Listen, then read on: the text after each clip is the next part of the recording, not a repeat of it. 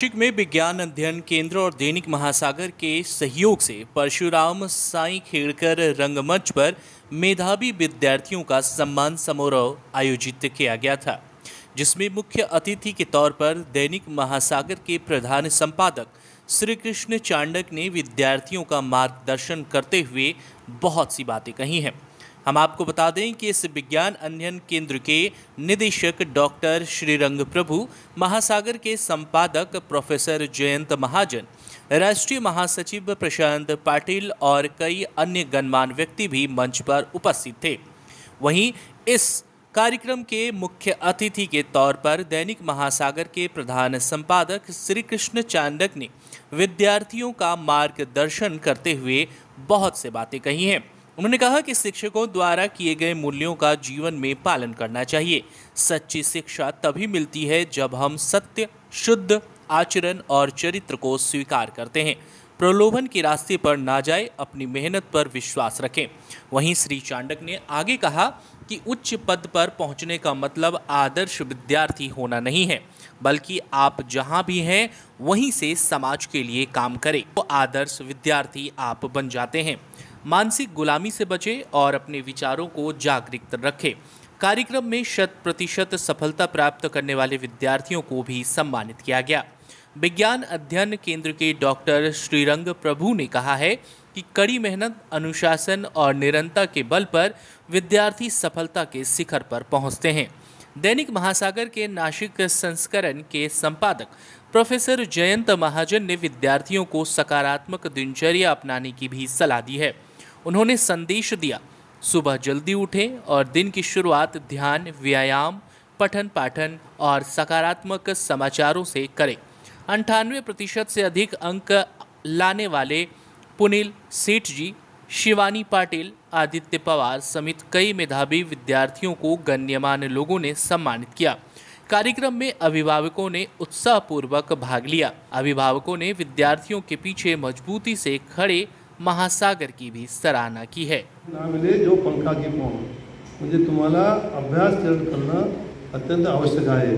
परंतु त्याच वेळी आई वडिलांना मी सांगतो, कृपा करून त्याच्या मागे तुम्ही टुमणं लावू नका। अभ्यास करा त्याच्या मनाने घ्या। आई वडिलांना कसं असते, पोरगा 10वीत आहे आता, मग त्याने त्या मुलींनी सकाळपासून रात्रपर्यंत अभ्यास केला पाहिजे। त्यांना खेळू द्या, त्यांना काही बिघडत नाही, तास 2 तास त्यांनी एक जेवण करू शकतात। त्यामुळे त्यांना मोकळेपणा अभ्यास करून त्या जास्त चांगला अभ्यास देतात। आणि दुसरी महत्त्वाची गोष्ट आपल्याला काय झालं आपल्याकडे, की आपल्याला कुठल्याही गोष्टीमध्ये एखादा विषय आपण जो अभ्यास करतो ठीक आहे, आपण पास होता करता बरोबर आहे, परंतु त्याबरोबर एखादा विषय असा घ्या की त्या विषयामध्ये तुम्ही तज्ज्ञ व्हा, त्या विषयामध्ये तुम्ही सर्वोच्च शिखर गाठा। सचिन तेंडुलकर फक्त 10वी पास आहे। सचिन तेंडुलकर जो आहे तो काही फार विद्वान वगैरे नाही आहे, तो 10वी पास आहे, परंतु जगामध्ये त्याचं नाव किती मोठं आहे। याचं कारण काय? याचं कारण हे आहे की त्यांनी एका विषयामध्ये, एका क्रिकेटमध्ये त्याने आपलं पूर्ण आयुष्य टाकून दिलं। हे जे प्राध्यापक जयंत दाणेकर होते, या जयंत दाणेकरचा एक प्रश्नपत्र होता। त्या प्रश्नपत्रिकेमध्ये जे प्रश्न होते त्याच्यामधला एक प्रश्न असा होता की जो त्या सिलेबसमध्ये नव्हता। सिलेबसमध्ये नसलेला प्रश्न होता, म्हणून इतर विद्यार्थी गेले, पुढाकडे गेले, त्यांच्या प्रिन्सिपलकडे गेले आणि प्रिन्सिपलला म्हटलं की सर, हा जो प्रश्न आहे हा सिलेबस नाही, म्हणून तुम्ही याचे प्रश्न आम्हाला पूर्ण मार्क द्या। सर मग ठीक आहे देऊ म्हणे, पण नंतर उद्या ठरवू काय। त्यानंतर दुसऱ्या दिवशी प्राध्यापक डॉक्टर जयंत दाणेकरांनी त्या विषयाचे 100 पैकी 100 मार्क मिळवले, म्हणजे तो विषय त्यांनी सोडवला।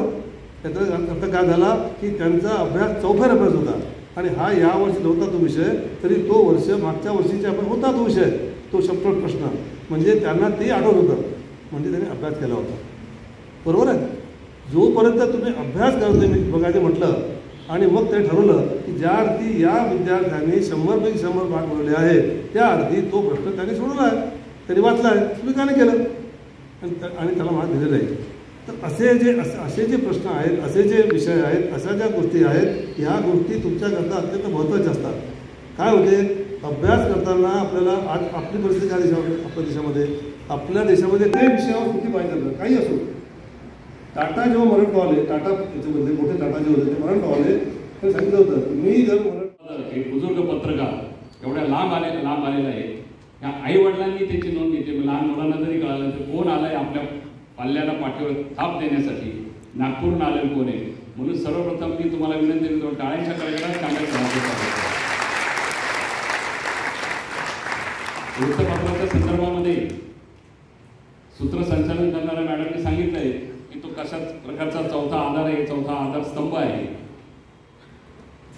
तो विश्वास आहे. आणि त्या विश्वासाला म्हणजे मला चांगलं आठवतं, ज्यावेळेस मी 10वीला होतो, म्हणजे या लहान मुलांनी तर पहिले ते लक्षात घ्यायचे. परीक्षेला जायची वेळ आली, माझे वडील मजुरी करायचे, दुसऱ्याच्या गाडीवर ड्रायव्हर म्हणून नोकरी करायची. एक छोटंसं पत्राचं घर होतं आमचं. आणि माझी आई वारली. तर ते शाळेत घरावरून जाणारे जे शिक्षक असायचे, ते शिक्षक त्यातले एक शिक्षकाने पाहिलं, तिची आई वारली, हा पोरगा येतो घरी. आणि परीक्षेच्या आदल्या दिवशी ते आले, उद्यापासून परीक्षा आहे बरं का, तुला टाइम टेबल माहिती आहे का? तर मी म्हटलं माहिती आहे. पण मी नाही येणार सर पेपरला, जे आई वारली मी पेपरला येणार नाही. त्या शिक्षकाने पाठीवर थाप मारली माझ्या, असं करू नको, तू फक्त पेपरला ये. तुझ्या गल्लीमध्ये या परिसरात 11 मुलांची नोंद आहे माझ्याकडे, 11च्या 11. घटना घडून गेलेली, दशक्रिया झालेला आहे, तू चल आता पेपरला चल. मग माझे वडील म्हणे जा बाळा म्हणे पेपर तर दे. तो माझा काहीच अभ्यास झाला नाही. मी काय अभ्यास करू, पेपरला जाऊन काय लिहू?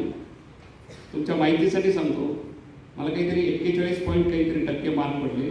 11 विद्यार्थी माझ्या कॉलनीतले होते, 10 नापास झाले, मी एकटाच पास झालो. 41% वरती नाही. मग आपले जे विद्यार्थी असतात त्यांचा एक गोंधळ होतो की सीबीएसईचा अभ्यास करायचा, जेडब्ल्यू नीटची तयारी करायची का स्टेट बोर्डची तयारी करायची. तर याचं जमलिंग दूर होण्यासाठी आमचं एक ॲप आहे. त्या ॲपमध्ये एक राईट सिलेबस, कम्प्लीट सिलेबसचे व्हिडिओ लेक्चर स्टेट बोर्ड पण आहे आणि सीबीएसईचे पण आहे. तुम्हाला सर्वांना त्याच्यामध्ये एक टेस्ट सिरीज फ्रीमध्ये मिळणार आहे. जेडब्ल्यू आणि नीटची तयारी त्याच्यातून तुम्ही करू शकता. ते काय प्रोसिजर असेल ते तुम्हाला आम्ही नंतर कॉल करून सांगून देऊ. आणि याचा फायदा असा होतो की मागच्या वर्षी 2024 मध्ये सीईटीला आपल्या क्लासमधले 3 विद्यार्थी 99% वरती पर्सेंटाईल काढून आलेले आहेत. आतापर्यंत आपल्याकडे मागच्या वर्षी 3 कॉलेजमधनं मुलं हे पहिले आलेले आहेत. तर याचा फायदा तुम्हाला करून घ्यायचा आहे आणि ते सुद्धा फ्री ऑफ कॉस्ट मिळणार आहे. ठीक आहे. आणि सर्वात महत्त्वाचं की आता तुमच्या हातामध्ये काही दिवसांनी मोबाईल येणार आहे. कदाचित रिझल्ट लागल्यानंतर आला पण असेल, आईवडिलांनी दिले असतील, 10वीला चांगले मार्क पडा मोबाईल देतो, केलंय की नाही असं प्रॉमिसेस. हां, तर त्याच्यामध्ये इंस्टाग्रामचे किती अकाउंट आहे फक्त तेवढं एकदा चेक करा. कारण की जर अजून मोबाईलमध्ये अडकून जाल तर मार्क मागे येतील, ते व्हायला नको.